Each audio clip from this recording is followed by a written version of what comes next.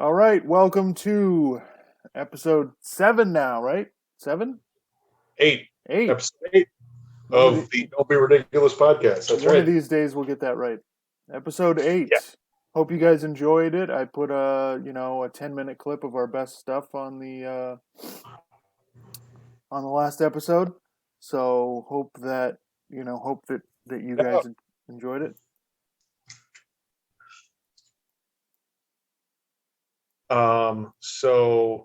We're recording this on Sunday, so we're what is it, 5:13 right now. So yeah, we kind of watched some of the 1 o'clock games.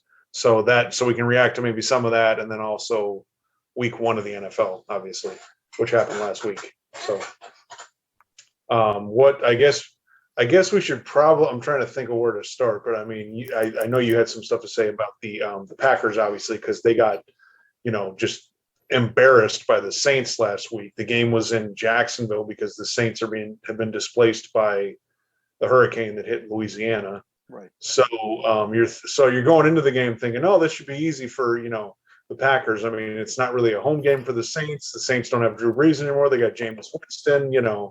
Even with all this offseason stuff, you don't figure they're going to lose. What was the final score? Like 38-3 or something? 38-3, yeah.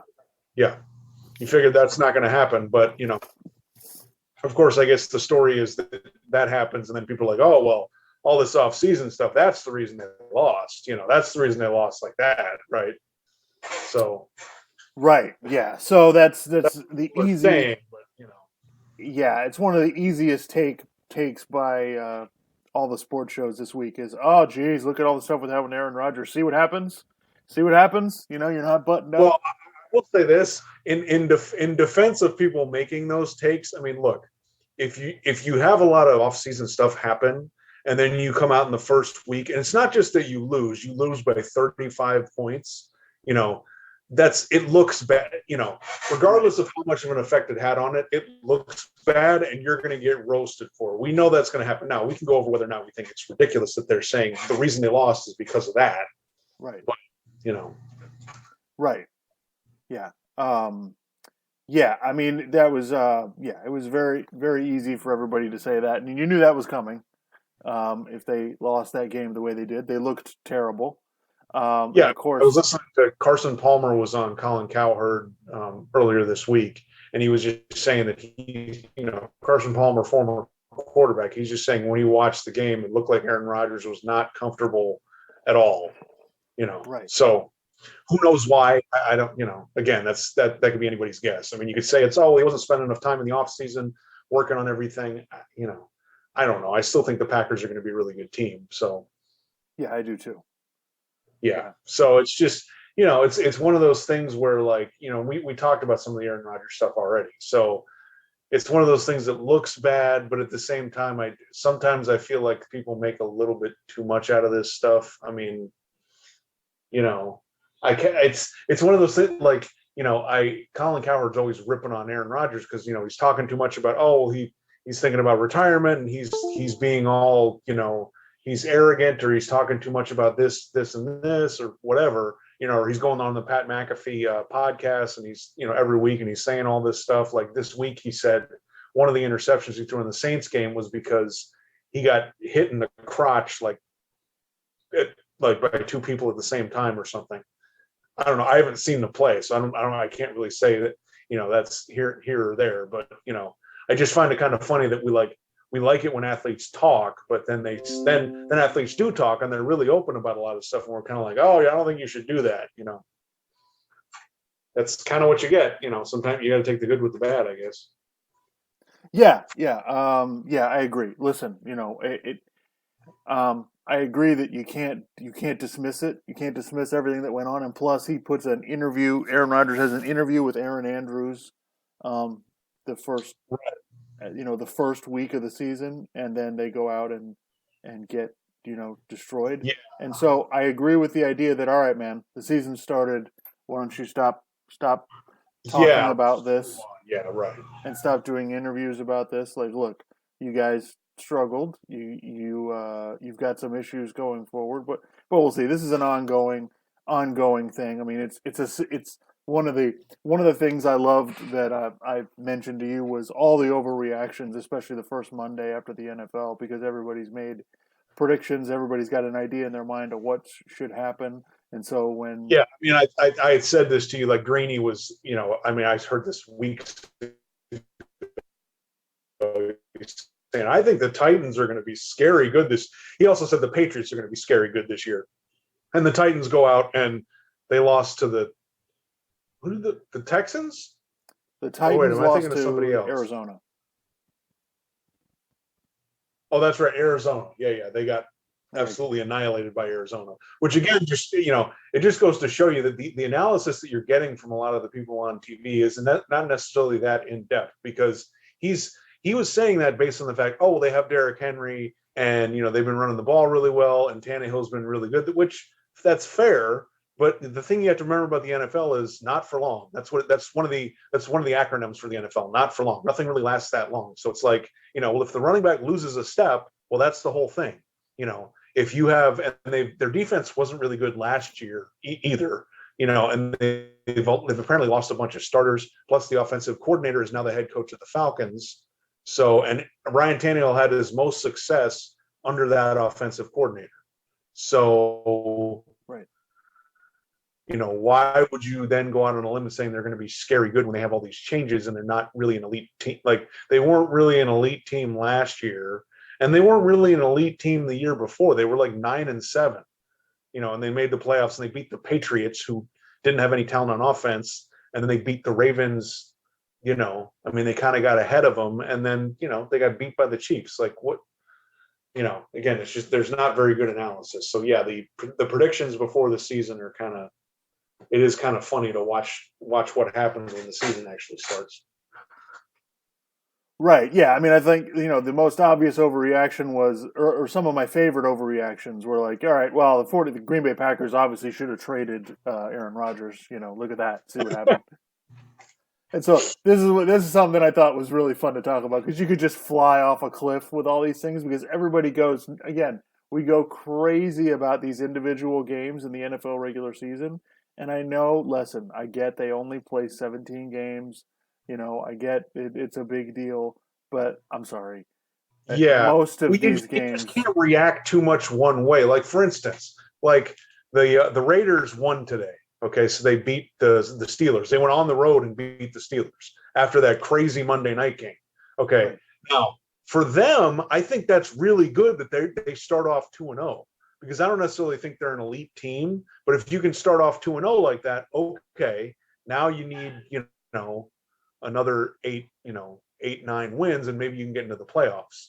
But you've started 2-0 now, so okay. And your division, you're gonna have to play the Chargers twice. You got to play the Chiefs twice. So okay, that's pretty. That means something. But you don't want to go jump off a cliff and say that they're an elite team now. No. And some of the teams that'll start 0-2, like the Jets are 0-2.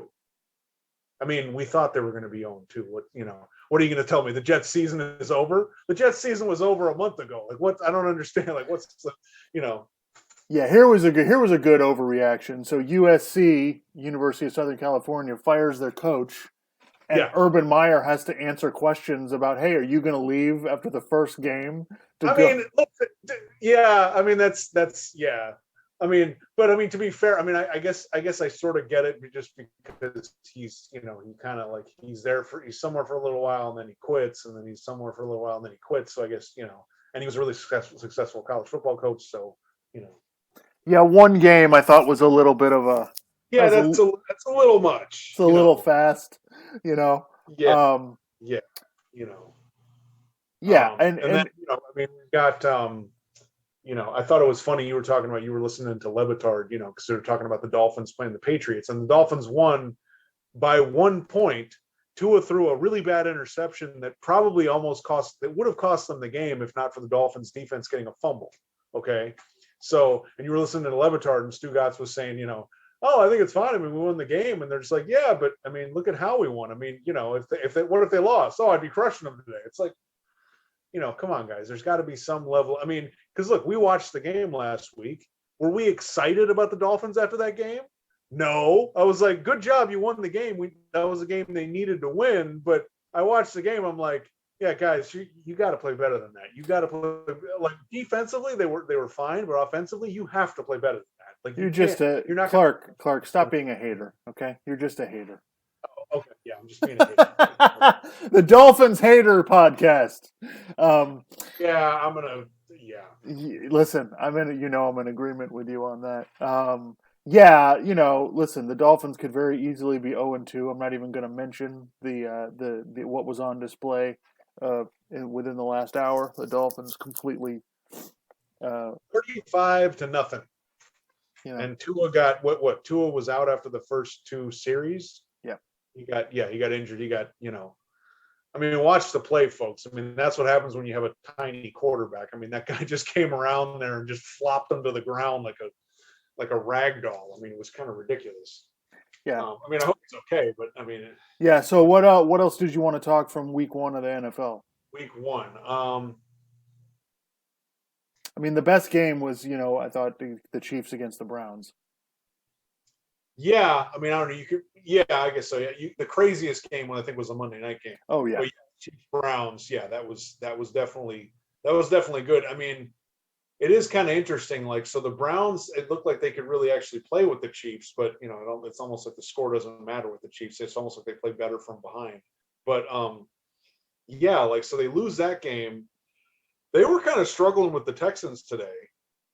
So I mean, they still won the game, but it's kind of like, are the Browns a team that actually goes out and beats good teams? Like I think that remains to be seen. Because maybe they'll beat up on the Bengals and stuff, but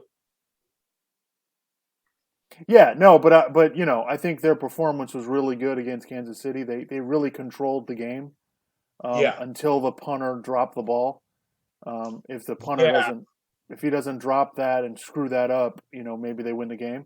But it's just a difference. That's when you're talking about elite teams. That's the difference. It's not making those kind of yeah, mistakes when the game's on the line. And the Chiefs make big plays when you have to make big plays. That's what they do. yeah. And I did have a take on the punter. I remember this now because I was going to do the "you blew it, bro," and I do want to be clear here. Okay, I don't necessarily think that the Browns would have automatically won the game if he hadn't screwed up that punt. Right. Okay, but I do want to point out that it is kind of a thing, and like you'll hear analysts who are former players talk about this. When you're looking at an NFL roster, the punter and the kicker, their jobs are basically totally different from the jobs of everybody else on the roster, right? Right. I mean, as a kicker, your job is you just kick the ball. That's it. It's not like you have 10 different things that you got to do. So if you screw up one, it's not like the end of the world. But a kicker, it's like you screw up a kick. Well, that's all you're there to do. A punter, I mean, literally, the job is basically you line up back there, you catch the snap, and you kick it. So it's kind of like, but I will say this: that guy did have some really nice hair. Did you see the guy's hair? He's got he had like heavy metal. I mean, it was nice. It was really long, flowing. Too bad. I think. Just Hey, trying to make sure to catch the ball and punt it next time. what do you think about the Bald Brother? Yeah, exactly. What do you think about the Bald Brothers podcast? Yeah, exactly. yeah. Yeah. So, but yeah, that is kind of a thing. Every now and then I'll see somebody with really good hair, and I'm like, damn, that is a nice head of hair. I mean, Yeah. it reminds me of remember that scene in Dodgeball with the commentators, and they're talking, they're talking about White Goodman. They're like, what, how is he playing so well? It's got to be the hair, Cotton. It's feathered and perfect. You just don't see it nowadays. I mean, yeah, the hair on that punter, you just don't see it nowadays. I mean, you really don't. The last guy that had hair was like Clay Matthews, maybe. Well, let me tell you something. Clay Matthews, Troy Polamalu. Yeah, I think. By the way, I think it's okay to have hair like that, but you got to catch the ball on the punts. Yes. Otherwise, it's kind of your one job, bro. I mean, it's one thing if I'm trying to think of this, like a receiver kind of runs a route wrong or something like that. I mean, yeah, you got to run routes, but you also got to catch the ball. You got to run with the ball. You got to block. There's a bunch of other things you got to do. So it's like, okay, well, there's other things you did well. Okay. But again, it's that classic thing. You had one job, Right. So Right. You had one job. Um, yeah. So, anything else you want to talk about from? I think you wanted to talk about the Peyton Manning, Eli Manning thing, Right. broadcast during The Monday night game. night game. If you guys didn't watch, they had on ESPN2, they had Peyton Manning and Eli Manning watching the game and kind of reacting to that, and then talking about a variety of other things. They had Ray Lewis, Russell Wilson, and Barkley, Charles Barkley. Charles Barkley and Travis Kelce. Right. Okay. Tight end Yeah. from the Chiefs. Yeah. So they had Yeah. several Really guests. interesting idea. I thought it was really good. Yeah, I thought it was really good. I listened to what a bunch of other people thought about it, and yeah, everybody liked it. They thought they had a few things planned at the beginning, but the best parts were really them just sitting talking, and Yeah. Yeah. when they had, especially, it just kind of worked out that the game was really good. So when they had Russell Wilson on while the game was in overtime, or yeah, Yeah. yeah, when the game went to overtime, so he was he was watching it with them, which is really cool to have three quarterbacks who kind of know what's going on. I thought I watched a bunch of clips of it, and it looked really fun. It looked like Peyton Manning was really enjoying himself, making fun of Gruden and all of this different stuff. So I think it's really good. I think I mean, listen, and anybody complaining about it, I mean, look, you've got whatever you want. You get the traditional broadcast. You want the traditional broadcast, you can go to that. If you want to watch them, you can watch them. If I don't even know who's doing Monday Night Football right now. it's Joe Tessitore and Louis Riddick and Brian Greasy. Okay. All right. Yeah. So Totally lost. Joe Tessitore does a lot of college football. He's actually Yeah, he's a standard, play-by-play guy. He's great. Yeah, Yep. he's good. He's fine. Yeah, but I kind of think that they're looking for other avenues. I kind of think the traditional broadcast thing is kind of starting to fade a little bit. Well, And also because the Monday night games, the matchups they're usually getting are really crappy. I mean, they're getting the better games. I mean, the game, week one game, I mean, they lucked out. That was great. That's probably going to be the best game of the entire year. But the best games are usually you're getting one of the 4 o'clock games or the Sunday night game. That's usually what's happening. You get some good 1 o'clock games too, but I mean, those are usually where the best games are. The Monday night they're getting,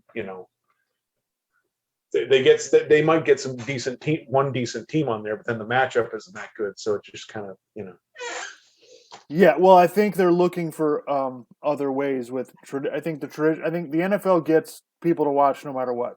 So I think now they're trying to gain more of an audience by trying some different stuff. And I got to give ESPN credit for this. Like most of, I'm going to just make a blanket statement. Most of ESPN's pregame shows are pretty bad. The NBA pregame show, they've changed it 17. They change it every year. It's not real good. Yeah. They've not gotten an audience for it. The college game day is fantastic. I was just reading. So they on that show. It's on 9 a.m. Eastern every Saturday during the college football season, and I watch it every week. I don't watch the whole 3 hours, but I make sure to catch the beginning of it and the end of it. Yeah. It's really cool because they're outside, they're at the location. It's always really well done and entertaining, and it's just very strange to see that is the television product is so good for that show, but all of these other shows are just not. So I think It might be. I mean, if you watch College Game Day, like I'm always struck by like their knowledge of everything that's going on. I mean, they're of all the different games and all the stuff they get into and talk about it. So it always feels like, whereas some of the other shows, like I've said before, I think the media, including the sports media, is kind of a clown show. I mean, they're just kind of spewing out these takes that aren't really based on anything, Right. So, I mean, like I remember a few weeks ago, Keyshawn Johnson on they have that radio show, Keyshawn J. It's different now. Speaking of redoing stuff, they keep putting new people on there. Now Max Kellerman's on that show. But Keyshawn Johnson a few weeks ago was saying, the Patriots could easily win the AFC East. I mean, if Cam Newton plays like Cam Newton's capable, and then Cam Newton gets cut. I mean, so it's just kind of like people are just kind of spouting off takes, and it's like it's not. it may not really be based on all that much information. It's like what I said about Greeny saying the Titans and the Patriots are going to be scary good based on what, you know. So yeah, it's just kind of, I think with College Game Day, they're very knowledgeable about everything. And then like with the NBA stuff and the NFL stuff, one of these takes, they feel like kind of they're just coming out of nowhere, you know. So Yeah, so I was reading before I came on here that somebody tweeted out about, so Lee Corso is on that show and he's getting up, he's an old football coach yeah, and he's getting up there in age. He's like 86 years old. And so and of course, everybody is unhappy with everything on Twitter, right? So somebody tweeted out, "Okay, you guys have got to retire this act and get a new actor." Because at the end of, if you don't watch College Game Day, at the end of every show, Lee Corso picks who's going to win the game, and then he puts on the headgear, the mascot headgear of whatever team he picked, and it's really entertaining because sometimes he goes against the crowd. If they're whatever the home team, sometimes he picks the visiting team, and the crowd gets upset. And it's one of the best, 10 minutes in sports television. It's really good. And so somebody, tweeted out, and then Kirk Herbstreit responded to it, by saying, Lee Corso is a treasure, and I don't know what you're talking about. And I just find it funny to me, like, even if you have a good show, and by all accounts, everyone agrees in television, yeah, that's a good show, well done. That, to me, that and Inside the NBA are the two sports shows that everyone reveres. And so, and again, you just can't get away from people going, this act is tired, you know. But if you've never, again, but if I brought you from another planet and showed you, hey, this is what college football is like, and I had you watch College Game Day, like, anybody complaining about it has just watched it too many times. Like, they've been doing it the same way forever since I was a kid. So I don't understand what but back to my original point was, I applaud ESPN for trying something different. And I think if this works, this could really change the way broadcasts are done. And yeah, because I think people get a little. Well, also, I mean, you got to think about it this way: the way we've got smartphones and we got tablets and stuff, so people may not be watching necessarily sitting at home, right, or watching on cable. Even they're watching on their phone, or they're watching on their tablet, or they're in a bar watching on TV, and they can't even hear the announcer anyway. I don't know. So maybe you're trying to get. I don't know what I'm trying to say. Maybe you're trying to get casual fans to tune into that, to give them a reason to watch during the season. I don't know. right. It's not great for the football purists because they're not following every single thing that happens in the game. We're watching the game, but they're not literally telling you everything that's happening because they're Right. assuming that you're In watching. fairness, do you need to follow every single thing that happens in the game? I agree. I mean, for the most part, you get some critical plays here and there, but it's not like my wife and I were at a bar today watching some of the 1 o'clock games, and like, okay? Just a side note: what is with the fan who cheers after every single play? Not necessarily cheers after every play, but has something to say after every single play, positive or negative. I'm just like, dude, it's the first quarter, you know, or it's like, dude, you're a Jets fan. What do you? Maybe that's why you're cheering. If you're a Jets fan, okay. If something goes well, If you're a Jets maybe you fan, there's cheer. something wrong with you. Yeah, yeah. I was telling my wife this. I'm like, look, if you're from New York, how do you end up a Jets fan? More to the point, how do you end up a Jets fan? I don't understand. Like because look, if you're, I mean, this is kind of just what goes with being a sports fan. If you live somewhere, you can, like, especially if you're born there, you can be a fan of that team, right? So how do you choose to be a fan of the Mets over the Yankees? I mean, again, I'm not a Yankees fan. I can't stand the Yankees. But if you're from New York, why would you just root for the Yankees? They've got all the World Series. The Mets have won, like, what, 2? Yeah. So why, and again with the Jets, why wouldn't you just be a New York Giants fan? Like, what? The Giants over their history have been way better than the Jets have ever been. I mean, like, what? That's. I mean, Clark, that's like asking why would you root for the Cubs or why would you root for, the Cleveland Indians? I mean, that's just kind of. Maybe not so much with the Cubs, because it's not like the White Sox have been winning all these World Series. Like, I mean, they won one in 2005, but they hadn't won one before that forever. So, That to me is a little bit different. But Well, but you're also putting New Yorkers in one basket, and they don't. New Yorkers don't feel that way. If you're from Long Island, it's a different deal. If you're from one of the boroughs, it's different. New Yorkers don't all they're not all together in one space. Um, yeah, that's but fair. but I'm glad you brought that up though, because New York. I was watching something last night that I don't know. I don't think you've watched this, but it's a new 30 for 30 that's 4 parts, and it's about the 1986 Mets. It's Oh, okay. called it's called Once Upon a Time in Queens, and so I'm on the second part of it, whatever. And because the '86 Mets were crazy. So Yeah, it's they had Daryl Darryl Strawberry. Strawberry, Doc Gooden, Lenny Yeah. Dykstra, Keith Hernandez, Gary Carter, Mookie Wilson.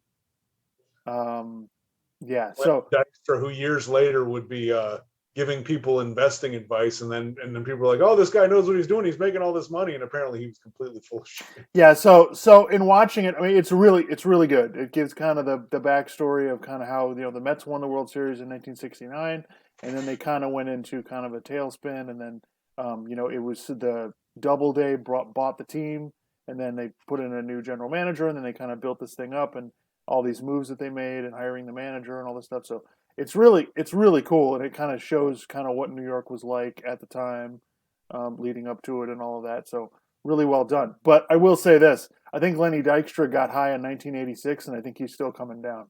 Because let me tell you something.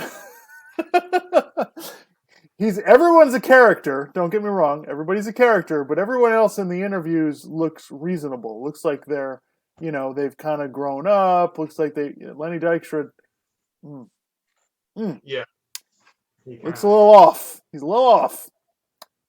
So anyway, so yeah, I definitely recommend that. But you remember what Lenny Dykstra kind of got years Yeah. later. I mean, this was like 2010 or whatever. I remember they were having like he'd be on like CNBC, and they were saying that like, oh, this guy's such a great investor. He never loses money. Yeah, because he wasn't claiming his losses. That doesn't mean you're not losing money. You know, which again, that goes to my point. The media is a giant clown show because CNBC will promote this stuff, and then they're like, oh, wait a minute, we got that completely wrong. Sorry. Actually, I'm sorry. They never say they're sorry when they get stuff wrong. No one ever apologizes. It goes, oh yeah, I was wrong. Sorry. Oops. Yeah, no.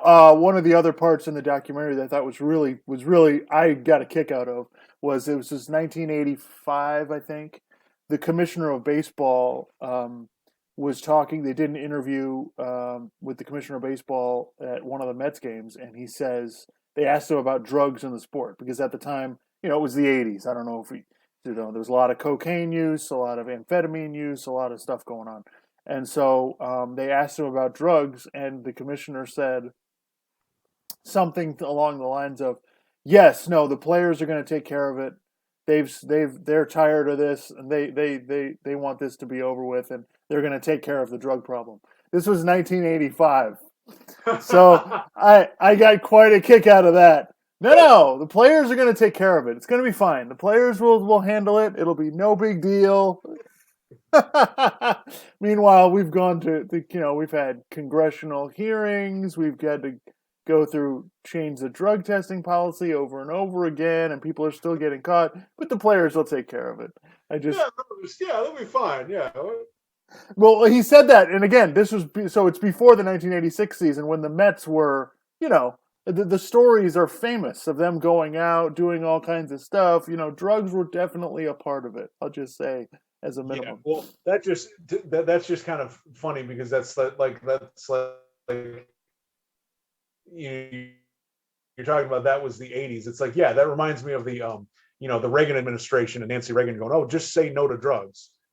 It's just sort of this like flippant thing. Just say no and just move past it. That's the only issue we need to consider. There's not other factors involved in people doing crack or whatever else. Just say no. And it's like, yeah, because we were so just, you look Yeah. back and you go, God, we were really naive back then. What the hell We was still don't really understand drug use, but we definitely did not understand it back then. Yeah, Um, I mean, yeah. we had So no concept. But so I wanted to talk about yesterday with college football. It was a crazy day. There weren't a whole bunch of upsets, but there were a lot of interesting games.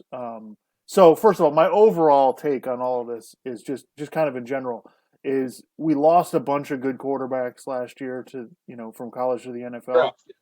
and it's obvious that that is part of the issue, but Well, it's not also quarterbacks. I mean, they've lost a bunch of other players to the NFL. Like, so it's just you don't have some of these teams don't have as much talent to go around as they did the past couple years. right. So And so watching these teams, I mean, there's just not a dominant team like there was. Yes, everybody's going to say, Alabama. So Alabama, like they get a nice lead on Florida, and then Florida basically just runs the ball down their throat. Florida had 258 yards rushing, wow, which and they held Alabama under 100 yards rushing. So yeah, Florida outgained them by 100 and something yards. They almost tied the game at the end. They had a failed 2-point conversion with a few minutes left. So Alabama almost lost. Now, look, it was on the road. It was in Gainesville. right, But there were some cracks.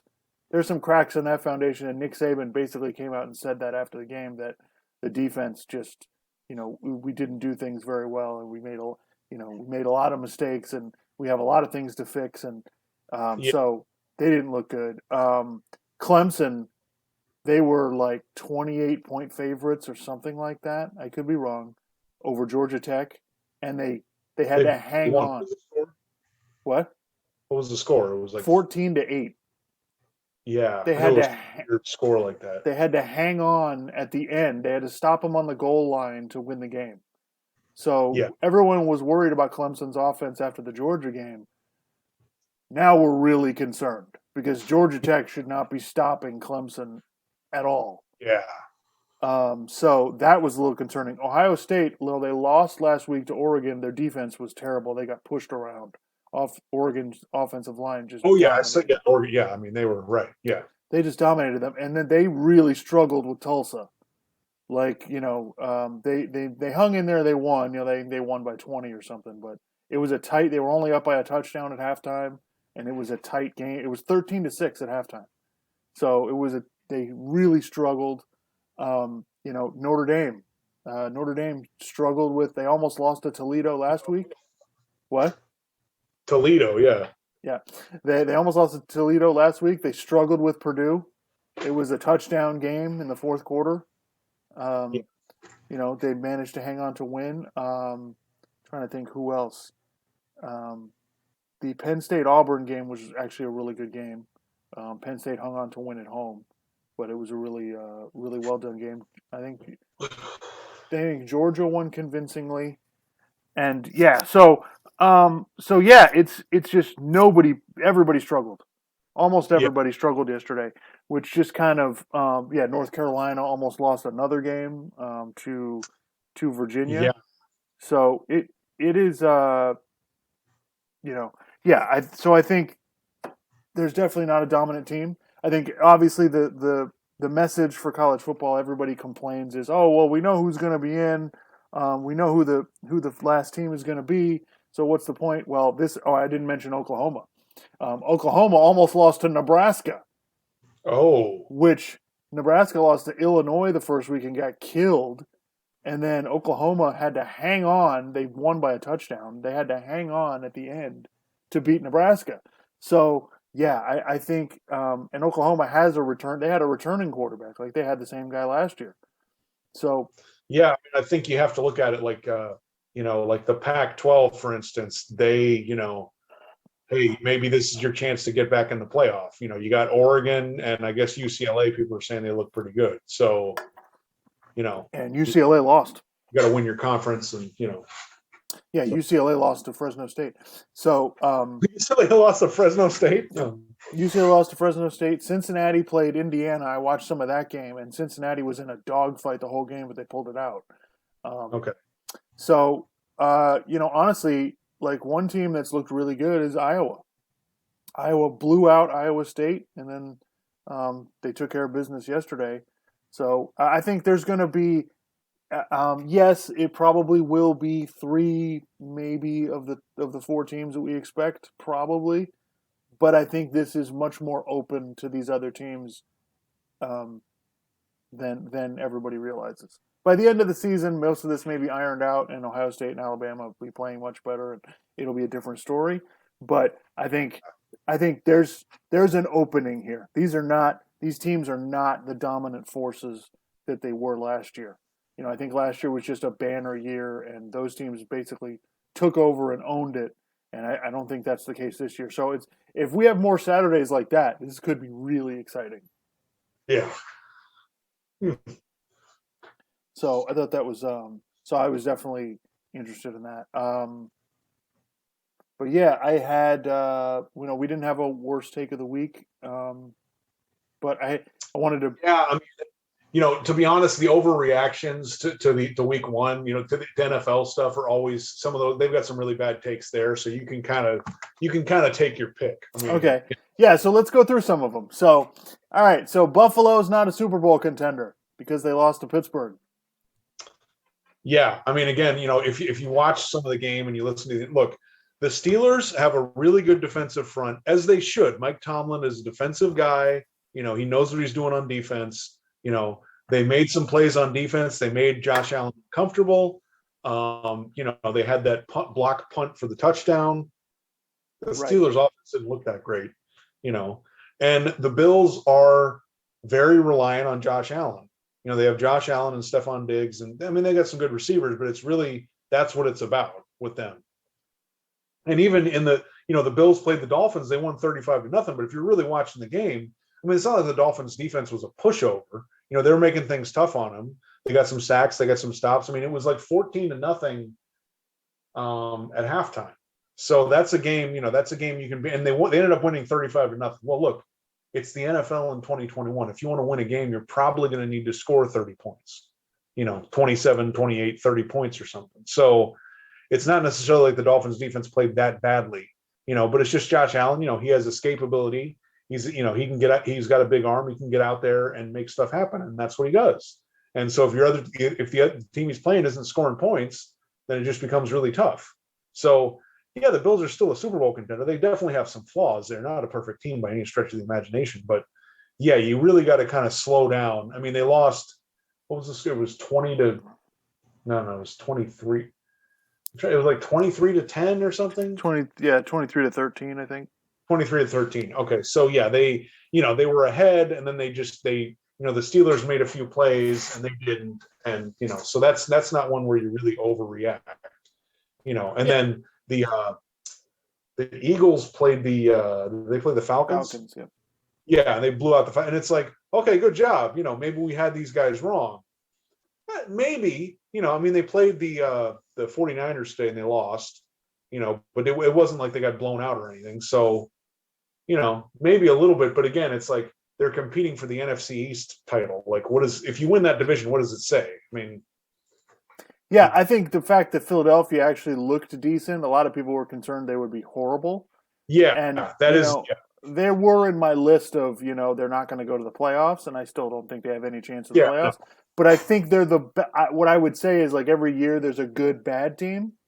And what I mean by that is, like, a team that is not going anywhere, not going to the playoffs, but they're not easy to beat. And they win some games. They play well in some of these games. I think Philadelphia may be that good, bad team. But Buffalo they had 100 more yards than Pittsburgh, 150 more yards gained than Pittsburgh. Yeah. So, that was kind of ridiculous. Look, stats are good, but you really got to look at them to really know what the hell's going on. And you can't just take 1 week, so. Right. The Bears are a failure, and they should start Justin Fields and what the hell's going on. I mean, and the Rams are unbelievable with Stafford after that, first game, which, okay, had a little technical difficulties there, but we're back. Yeah. What were you talking about? Jeez, I don't we were going through overreactions. That's what it was. Overreactions. Okay. Yeah, so, and then I was saying the Rams, the Rams look unbelievable against the Bears, and the Bears, they got to get rid of Andy Dalton, and they got to do this, whatever. Now, it may not matter. I think Andy Dalton got hurt today, so I think Justin Fields may be playing anyway. Yeah. So, again, like I said, I've been saying for a couple weeks, don't be ridiculous, Bears fans. Just relax. Justin Fields will be playing at some point. Don't worry about it. Um, Yeah. so that was a bit of a yes. The Rams look fantastic. Good for them, but it's not we're not we're not putting them into the Super Bowl right now. Well, yeah. And the other thing, look, we don't. I don't really know about Matt Stafford because his record against like winning teams or playoff teams is like 8-65 or Yeah, but you something. know I how mean, I feel about that. again, yeah, he's on the line. So I don't know. So people just need to slow down. Yep. Oh, excuse me. Yeah, and the 49ers let the Detroit Lions back in the game. So does this mean um, that is a problem?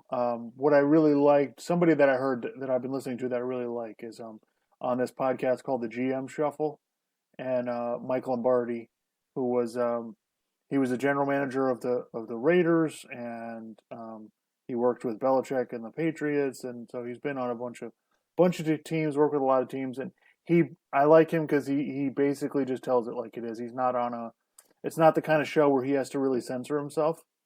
So he will just tell you flat out, and he thinks that San Francisco made a mistake. Probably should have. They wanted to take Mac Jones. They changed their mind and took Trey Lance. And if Mac Jones is really good, that there's going to be some tension inside San Francisco's, That's organization. interesting.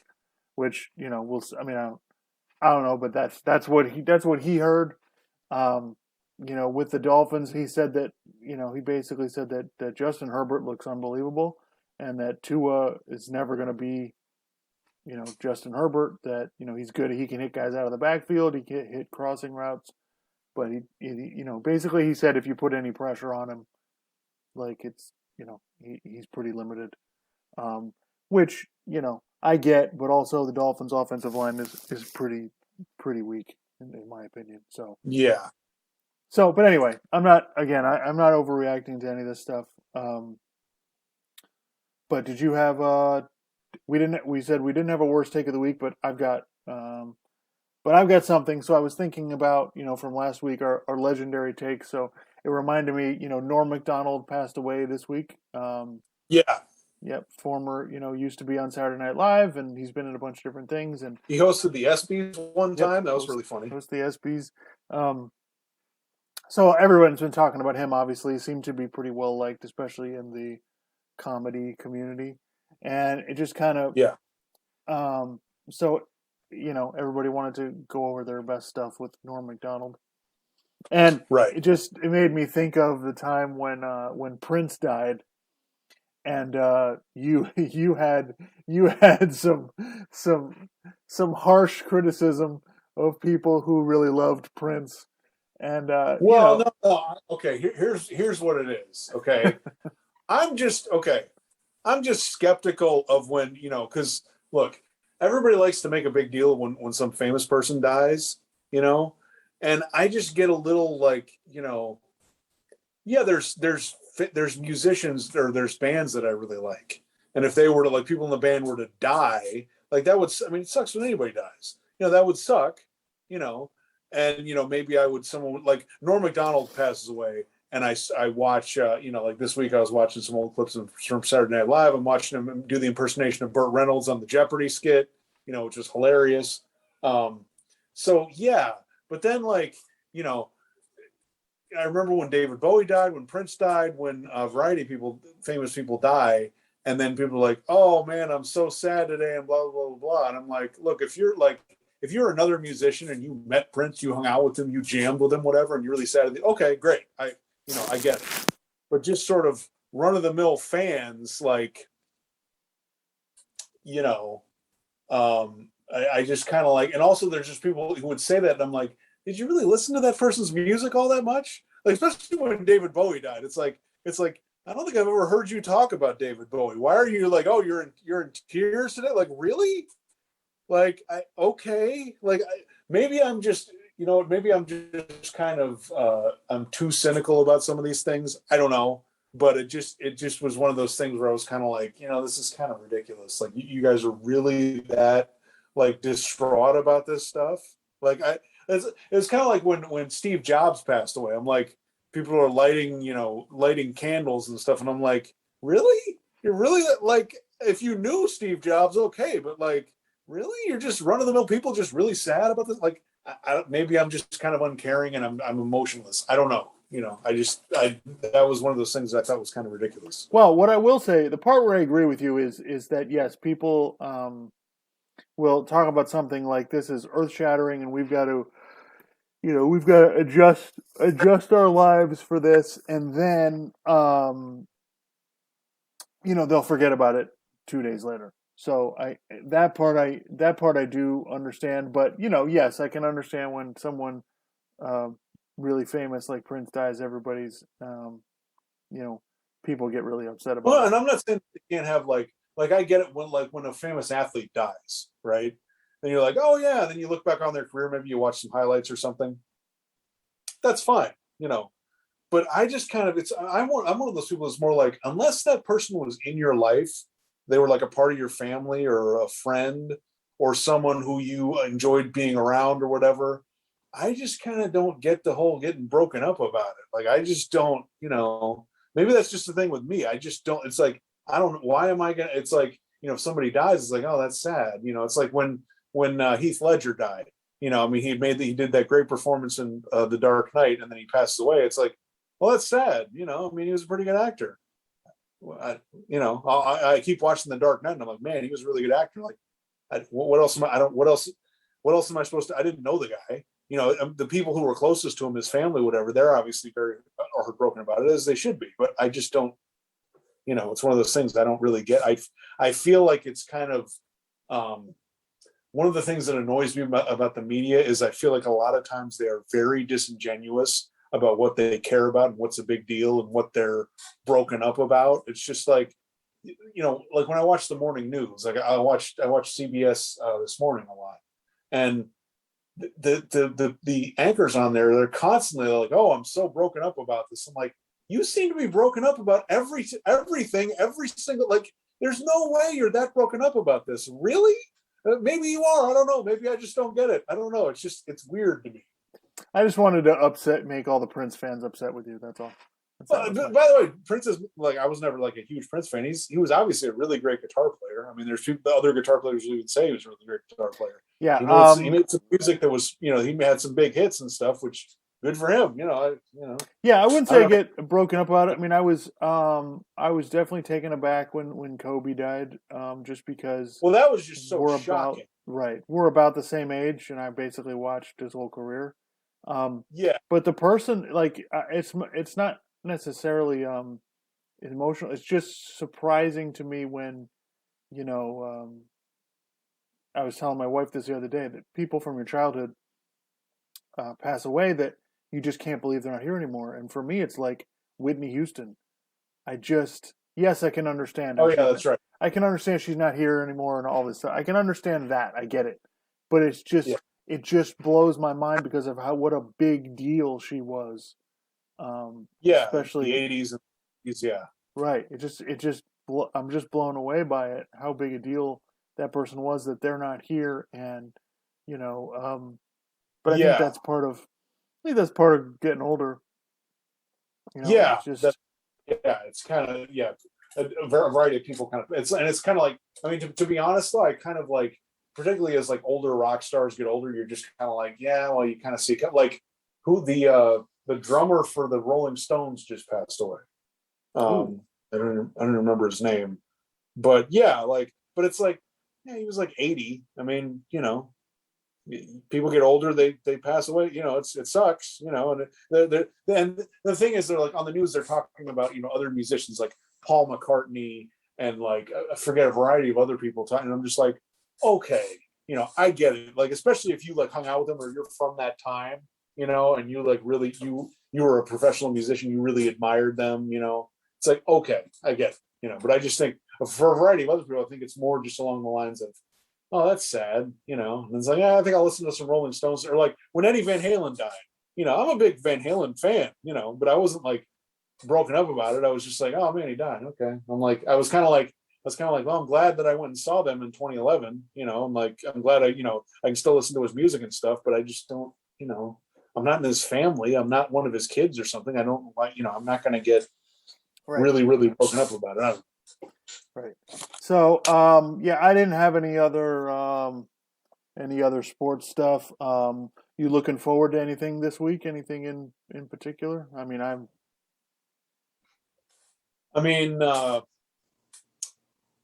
no, we'll keep watching the NFL and kind of see. I mean, I think it's kind of after you get through the first, like 4 weeks of the season, I think things start to shake out a little bit. You're kind of like, okay, this team's pretty good. This team's, not that good. This team's okay. This team I'm not really sure about. You kind of get more of a sense because after 1 or 2 weeks, it's kind of like, some of the teams that are 0-2, you're like, we already knew they were going to be 0-2. Some of the teams that are 2-0, you might be a little surprised by, and then there's a lot of other 1-1 teams where you're like, I don't really know. yeah, big college football game next weekend. Notre Dame's playing Wisconsin at noon on Saturday, so that should be pretty good. I'm looking forward to that. At Notre or at Wisconsin? They're playing in Chicago and Soldier Field. Oh, okay. So neutral site game. Pretty close to, not too far away from both places. Yeah. So yeah, I'm looking forward to that. NFL. Yeah, like you said, we'll basically take an assessment. But we got the NBA coming up. Maybe a month, 6 weeks away, less than that. Yeah. So that should be interesting to talk about. See if anything happens with the Ben Simmons trade so far. Were you interested in? Let's see here. So one more thing, and then I wanted to talk about the Mardy Fish. Okay. Yeah, I forgot. Yeah. But one more thing, real quick. Did you see that the Houston Rockets want to trade John Wall? Yes. They basically the organization, like, they met with John Wall and he's like, look, I want to be traded. And they're like, yeah, we're going to trade you. And it's like he's going to practice with the team, but he's not going to play this year, so they're going to try to trade him. So it was kind of, I don't know. Maybe it's interesting. Maybe it's really not, because I kind of don't know who the hell's going to trade for him, because his contract is ginormous, and he's still got this year and next year. So I don't know. It's like $44 million or something like that. So I don't know who would. Chris Broussard and Rob Parker were talking about it a little bit. Broussard was like, maybe the Clippers should try to go after him. But with that salary, I don't really know. I thought maybe there's some intrigue there, but maybe not. I don't know. Well, I think they can trade him because they'll be willing to accept, a reasonable offer if they want it, because they just want to move him because they want to they want to rebuild with young players. So they can trade him. That's not a problem. The Ben Simmons issue is a problem because he's trying to get, the Philadelphia 76ers are trying to get way more than they really can get. So that's a lot harder. Yeah. John Wall, I think, can be traded, and I think he's still got some value. He's younger than Westbrook. So I think Broussard was saying, Chris Broussard, he was watching him play last year, and he's like, he's still really good. He's maybe not as good as he was, 4 or 5 years ago, but he's still really good. So, he could potentially be a piece. Yeah, so I watched the Mardy Fish documentary. If anybody hasn't seen this, Untold on Netflix. It's a series. I think there's 4 of them. And go, you had what did you want to say? Well, we talked about this. Was it last maybe 2 weeks, 2 podcasts ago? We were talking about the one about the hockey team, right? With the guy bought it and he had some mob connections or whatever. So this one was really. I thought it was a really good look at the pressure and the mental health issues that some professional athletes can have. So it kind of goes into Mardy Fish is a former professional men's tennis player. And it kind of goes into him. Well, it goes into him. It also goes into Andy Roddick, because they're really good friends, and they kind of grew up together, coming up through the, I guess the system you could call it, when they were young. Learning tennis. They went to a camp, and it's like a sleepaway camp where you stay there and you do tennis and you do school at the same time or whatever. It was really interesting. Just they kind of go through Mardy Fish and Andy Roddick's career. Andy Roddick obviously was, people were really thinking he was going to really be something. He did end up winning the U.S. Open. He became the highest ranked American men's tennis player in the world.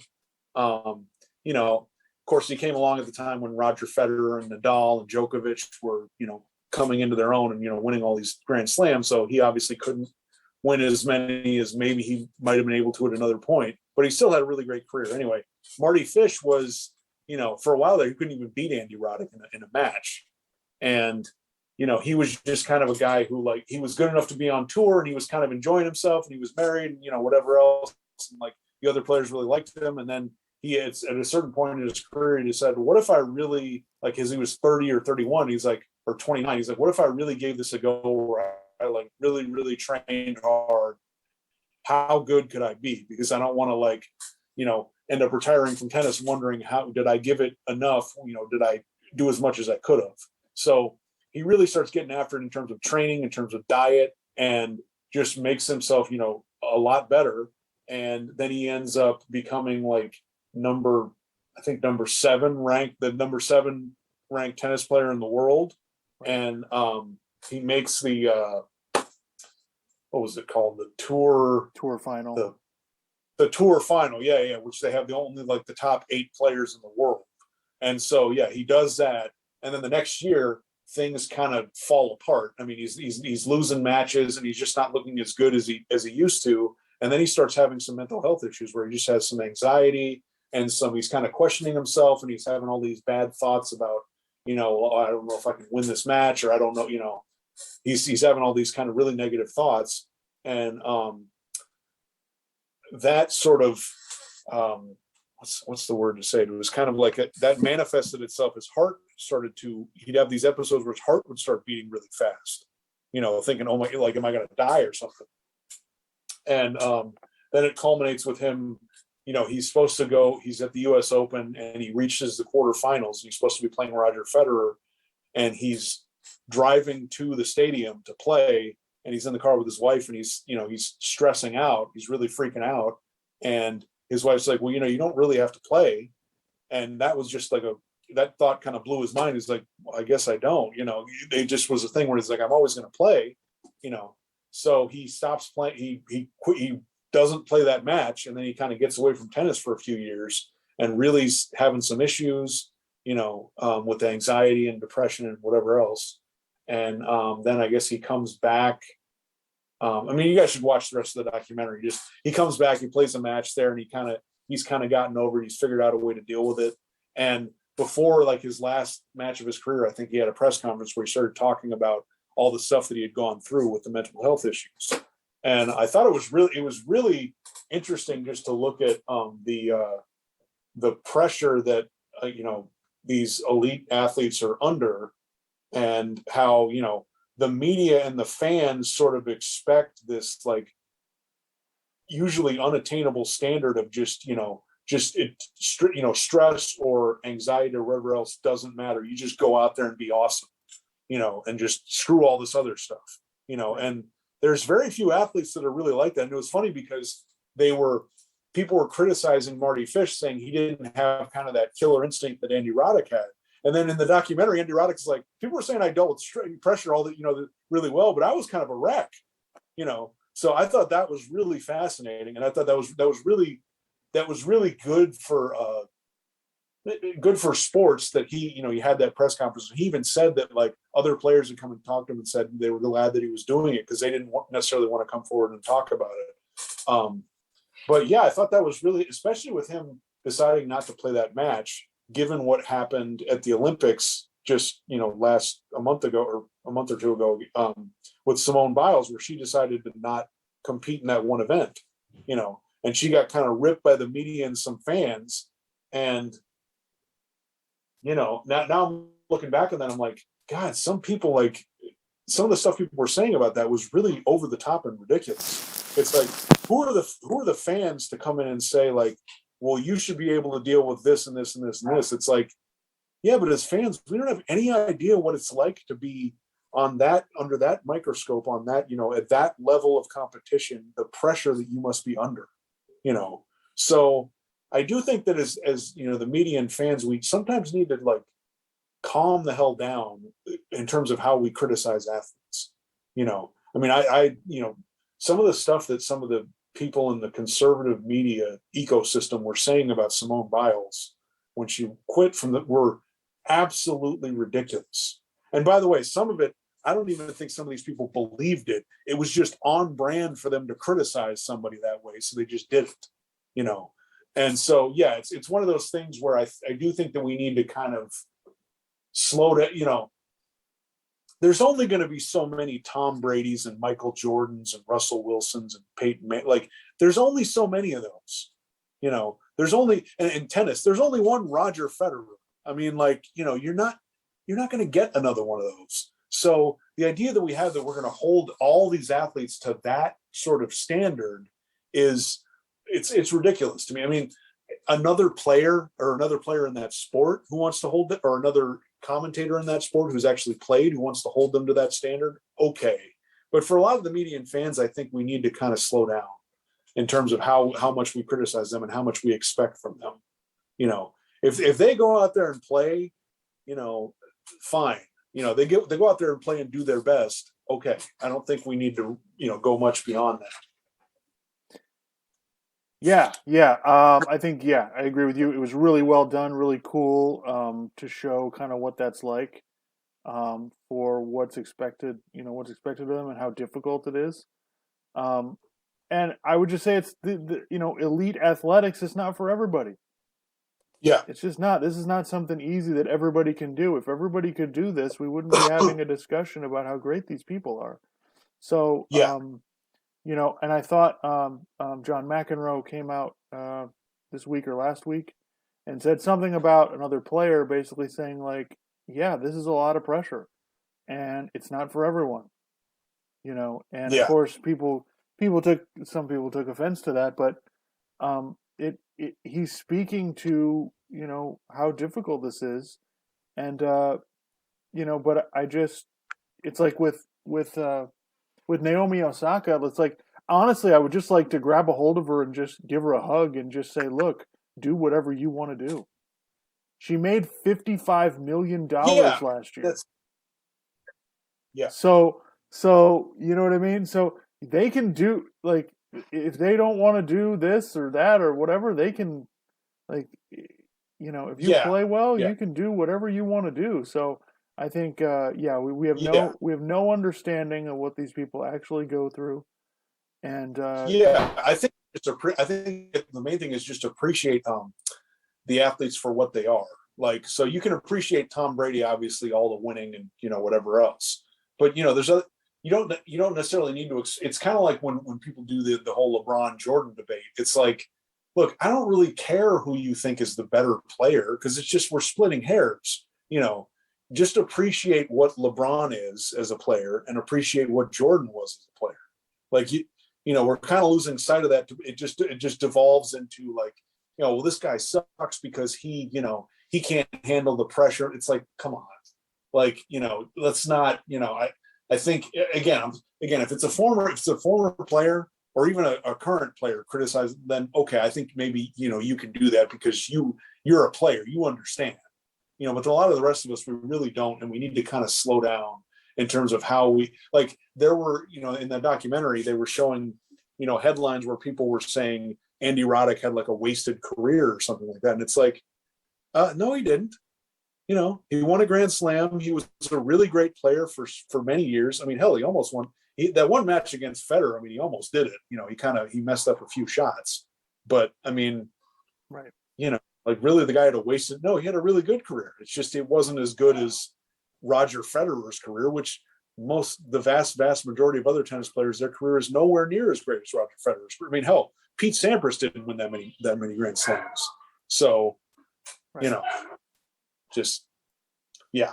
So if you haven't seen the doc, you should really check it out. I thought it was really interesting. I thought it was pretty topical considering what had just happened in the Olympics. So good stuff. Yeah, with Simone Biles. Yeah, absolutely. Yeah. I think and the thing is, like, having a panic attack on the tennis court is one thing. But because what's the worst thing that's going to happen in tennis? Like, you'll have to quit the match, right? In gymnastics, you could die. Yeah. Like, you could literally, you right? You could have some injury. You could die or have some injury that catastrophically changes your life. So, And the other thing that I think that I noticed, especially in the conservative media ecosystem, that people were doing was, okay, going to war, being a soldier, being a police officer is totally different than being a professional athlete. Okay. And so I heard some people saying, well, you know,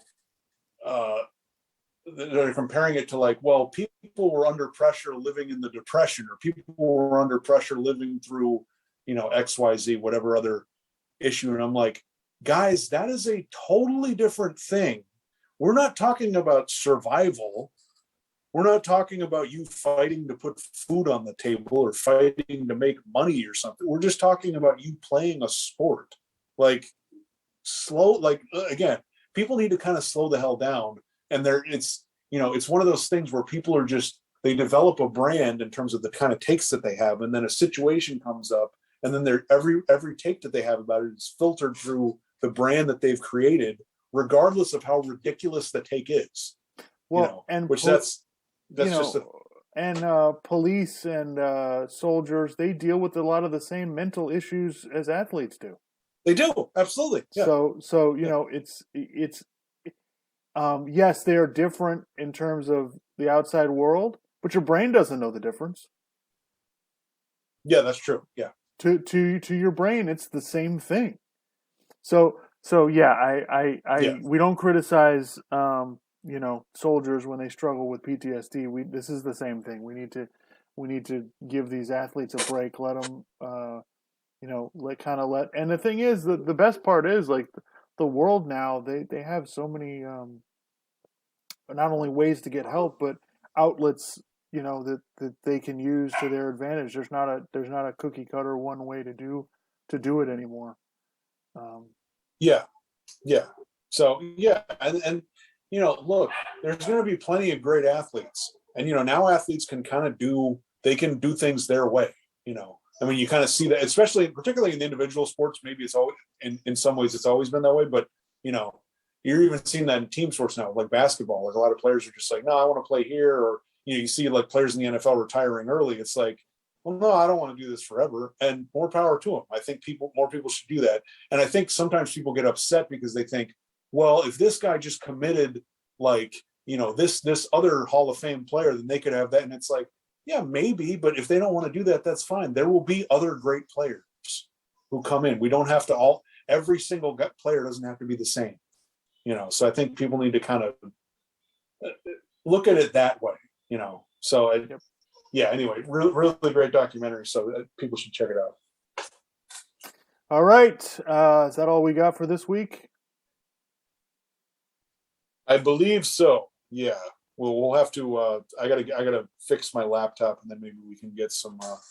We can do some video games on the podcast or something. So absolutely, looking forward to it.